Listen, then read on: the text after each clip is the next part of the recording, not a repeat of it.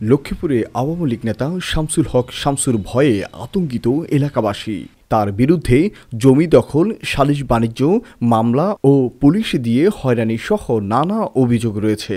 দলের নাম ভাঙিয়ে এলাকায় প্রভাব বিস্তার করেছেন বলেও অভিযোগ রয়েছে। শামসুল হক শামসু লক্ষ্মীপুর চন্দ্রগঞ্জ থানা আওয়ামী লীগের সহসভাপতি ও কুশাখালী ইউনিয়নের কল্যাণপুর গ্রামের বাসিন্দা।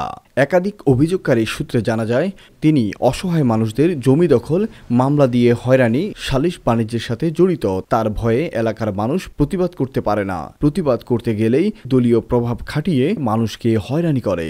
সম্প্রতি কল্যাণপুর গ্রামের সুলতান মেম্বার বাড়ির সৈয়দ আহমেদের দখলে থাকা সরকারি সম্পত্তিকে অবৈধভাবে শামসু নিজের নামে রেকর্ড করিয়ে নেয় বলে অভিযোগ করে ভুক্তভোগী পরিবার।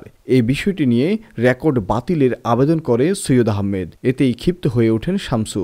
বিভিন্নভাবে হুমকি ধুমকি দিতে থাকেন।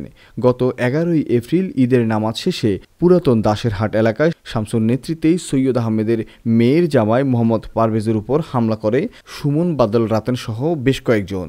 এই ঘটনার বিচার চাইতে গেলে শামসু সৈয়দ আহমেদের বাড়িতে হামলা চালায়। এ সময় সৈয়দ আহমেদের ছেলে নোমানকে পিটিয়ে আহত করে। এই ঘটনায় 20 এপ্রিল সকালে স্থানীয় আওয়ামী লীগের সমন্বয়ে একটি বৈঠকের সিদ্ধান্ত হয়। কিন্তু বৈঠকের আগেই শামসু পরিকল্পিতভাবে সকল লোকদেরকে সরিয়ে দেয়। এতে বিচার থেকে বঞ্চিত হয় পারভেজ ও তার পরিবার। অন্যদিকে বৈঠকের ওই সময় এলাকায় পুলিশ টহল দিতে দেখা যায়। এই ঘটনায় ভুক্তভোগী পারভেজ অভিযোগ করে বলে, আমার শ্বশুরের জমি সংক্রান্ত বিষয়ে কাজ করায় শামসু আমার উপর ক্ষিপ্ত হয়ে হামলা চালায়। আমার শ্বশুরের 91 ডিসিম সে বাড়ির তলের জমি রেকর্ড করা নিয়ে আসার কারণে আমি যখন এই জায়গা জমি নিয়ে প্রশাসনের কাছে যাইতেছি, বিচার চাইতেছি, চেয়ারম্যানের কাছে যাইতেছি, মেম্বারের কাছে যাইতেছি, এটা নিয়ে বিরোধ করে শামসু আমাকে নিজে নিষেধ করছে যে আমি এখান থেকে সরিয়ে যেতাম না, সে আমাকে মারধর করব। আমি এখান থেকে না সরার কারণে ঈদের দিন আমি ঈদগাহ মাঠে নামাজ পড়তে আসছি, এখানে নামাজ পড়ে দাঁড়াইছি, হুজুর খোদবা পড়তেছি। অতর্কিতভাবে শামসুর বাহিনী আমার উপরে হামলা করে সে পুলিশ প্রটোকল দিয়ে আমাদেরকে দৌড়াই এখান থেকে এলাকা ছাড়া করে। পরে আমার ছেলে সাইকেল নিয়ে আসতেছে, আমার ছেলে সে হুমকি ধুমকি দিচ্ছে, আমার ছেলে চলে গেছে। পরে আমার ছোটো শালা যখন সাইকেল নিয়ে আসার পরে আমার ছোটো শালারে ধরি, সে মারধর করতে যাইলে আমার ছোটো শালা সাইকেল নিয়ে দৌড়াইলে সে সাইকেলটা ভেঙে ফেলা। অন্যদিকে সৈয়দ আহমদ বলে, আমরা পাকিস্তান আমল থেকেই এই জমিতে বসবাস করে আসছি। সে জমি শামসু অবৈধভাবে রেকর্ড করেছে। আমরা এই রেকর্ড বাতিলের আবেদন করি।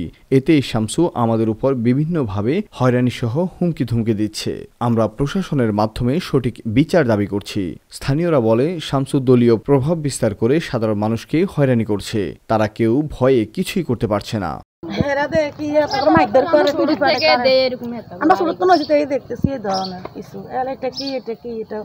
কেমন এখন দেখতেছেন মাইকদের করে জায়গা জমিলে কেমন আর হইতে পারে আপনারা বুঝতে পারেন। এই বেড়াই ওগো এই জমির লগে মারপিট করা তো কোনো উচিত নেই। মারধর করে আবার গ্রামের মানুষের বহুত ক্ষতি করে। আমার আজ আপনাকে 6 মাস হরে আমার 70,000 টাকা লাগাইছে। আমি গরিব নির্দেশ, আমার এই ইমান দিয়ে তার লাগা দিয়ে এটা করে, ইমান দিয়ে তার লাগা দিয়ে এটা করে। স্যার আমি থাকবার শান্তি দেয় না। আমার হাজব্যান্ডে ওরা মারধর করছে, করার পরে আমি শুনি। তারপর আমরা ওখানে গেলাম, যাওয়ার পরে দেখছি যে ঝামেলা শেষ। পুলিশ আনছে, পুলিশ আনার পরে পুলিশে ওদের কাজে করছে, আমাদের কোনো কাজ করে নাই। পুলিশে যতবার বলছে আমাদের কথা শোনার জন্য, ওনারা আমাদের কোনো কথা শুনে নাই।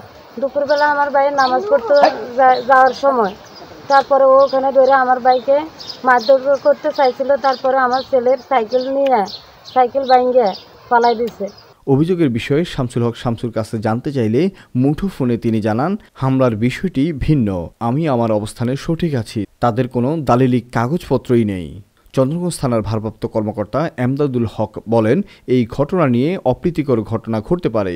তাই বৈঠকটি দাসেরহাট পুলিশ ফাঁড়িতে করার জন্য বলেছি এবং ফাঁড়ির ইনচার্জকে দায়িত্ব দিয়েছি বিষয়টি সমাধান করার জন্য।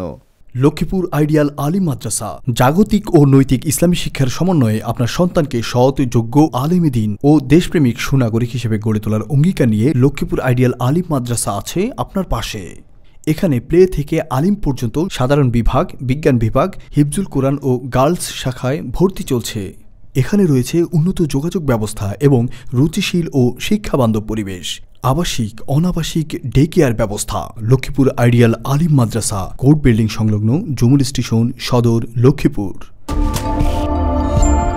নোয়াখালী টিভি, বৃহত্তর নোয়াখালীর প্রতিচ্ছবি।